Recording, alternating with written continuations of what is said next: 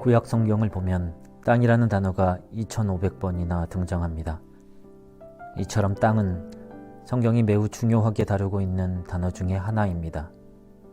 우리 인간 역시 땅의 흙으로 지어졌을 뿐 아니라 우리 인간의 삶과 역사 또한 땅이라는 공간에서 이루어지며 땅은 하나님께서 인간을 만나시는 거룩한 장소이자 당신의 뜻을 이루어 가시는 역사의 현장이기도 합니다.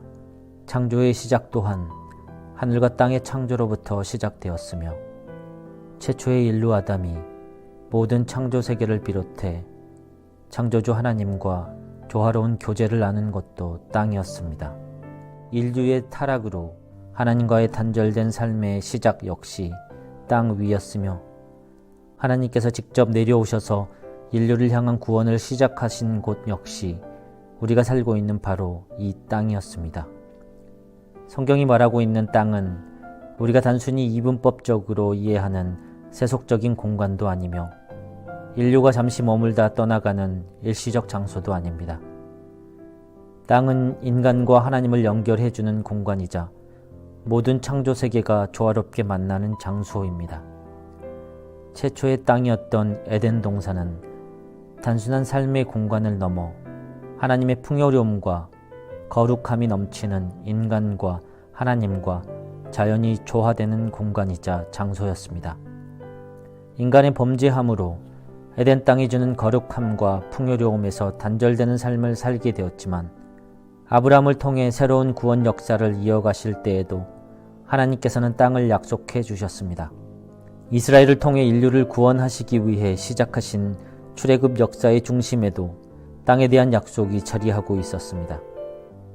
이처럼 구약 성경 전체는 땅을 향한 하나님의 관심과 땅을 통해 하나님과 동행하며 살아가는 거룩한 사람들의 이야기를 담고 있습니다.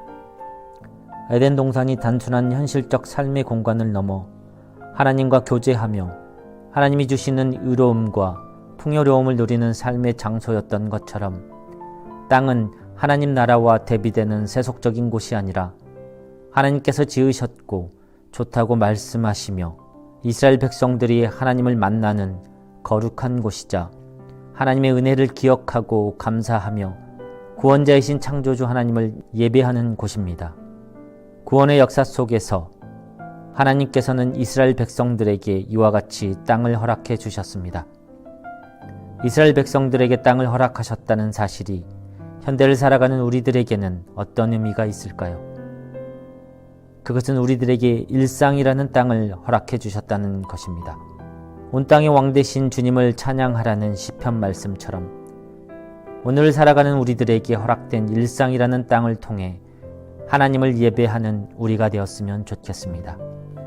일상이 예배가 되게 하는 것, 그것은 우리들에게 주어진 모든 시간과 순간들을 통해서 하나님을 예배하는 것이 아닐까 생각해 봅니다. 우리가 하는 공부와 노동과 교제의 모든 시간들을 통해서 하나님의 은혜를 기억하고 감사하는 삶, 우리에게 주어진 삶을 성실하고 정직하고 의롭게 최선을 다해 살아가는 삶, 바로 이것이 우리에게 주어진 일상이 예배되게 하는 삶일 것입니다. 하나님께서 거룩하다고 선포하신 이 땅 위에서의 노동과 학업과 휴식과 여가 등의 모든 일상들 역시 거룩한 땅의 소중한 열매들입니다.